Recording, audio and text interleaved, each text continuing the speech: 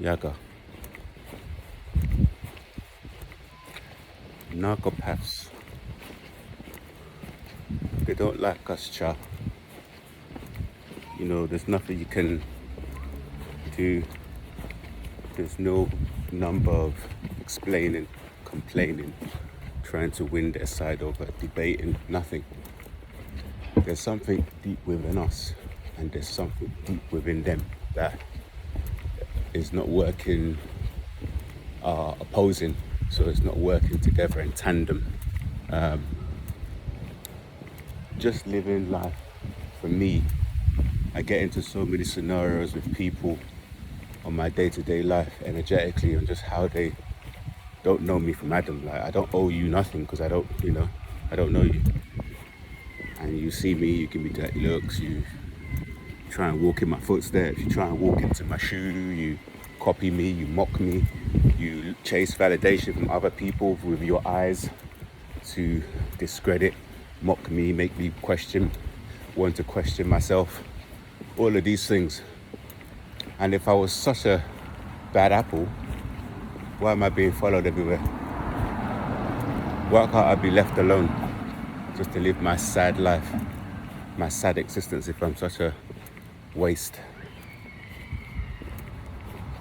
No, psychological warfare is the opposite. These characters, they're ganging up, they're following me everywhere, they are doing street theatre on me. Look, cars pulling up on dead-end roads, turning around. There's people hacking into my computer left, right and centre, checking my search history. There's my phone being tracked. All kinds of things going on. And yet, these are the first people to say they can't stand us. I'll just be in a shop, minding my business, looking around at the shop, looking at their equipment. Within moments, there's somebody on my back, watching me, following me around the shop. This is someone who doesn't even work for the shop. So when I posted a video saying, I don't believe chosen one exists. Oh yeah, it exists. You need to start believing. All that you're questioning is, it just shows to me where you are on your journey. It just means you haven't had enough experiences to show you how lucky you are, how certain things could have wiped you out and you were lucky. You got lucky, you got another chance. You somehow made it onto that last train that left the station. You somehow got that job. You somehow made it onto that flight. You somehow made it to get paid that month where you needed that money. You somehow found two £50 notes on the floor. You somehow found a £10 note where you had zero money in your bank. You somehow found a shop who's a pawnbroker who will pawn your gold and give you double the money and charge you half the price. You somehow do all of these things, yet you're the first person to say it's all coincidence, it's all by chance, it's luck, chosen one doesn't exist.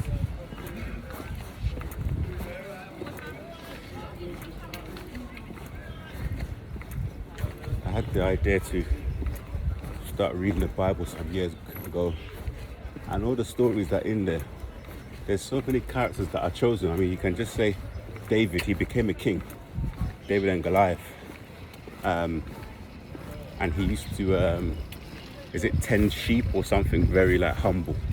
Chosen ones are born humble. This man, he used to tend sheep, play his harp all day and practice the slingshot. Do you know what a slingshot is?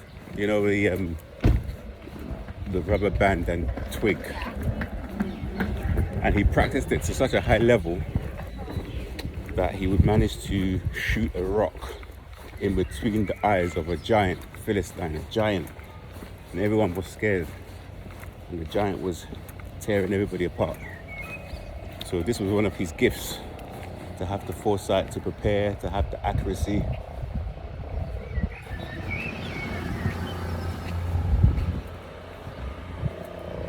Every street you turn down, there's a car coming, they want to upset you.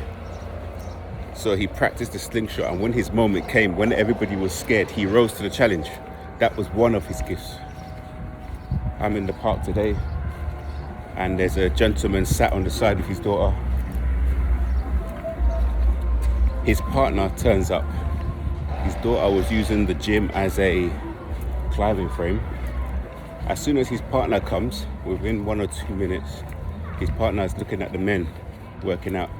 He now jumps up to do his own pull-ups, to compete. It's all ego, it's all levels, who's higher than who's the best. And they don't like us. In our rested state, narcopaths think we are showing off. It's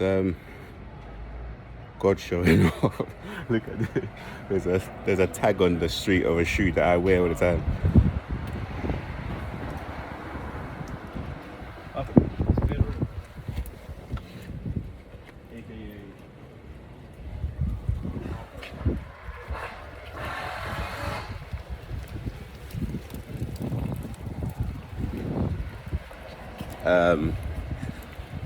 So where was I?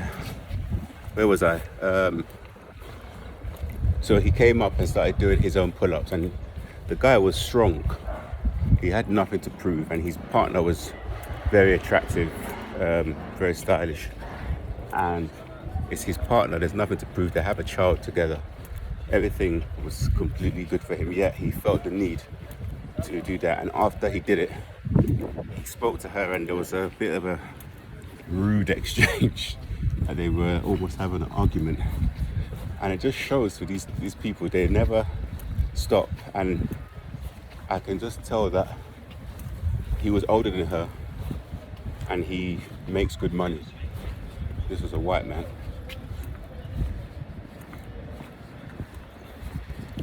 And we were there just in the sun, working out topless and just having a nice time doing push-ups and pull-ups.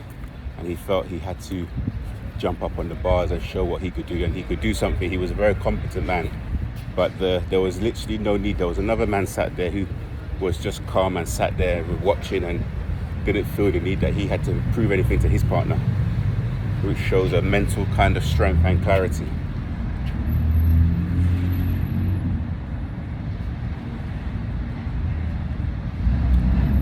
Narcopaths think we are showing off when we are in our rested state.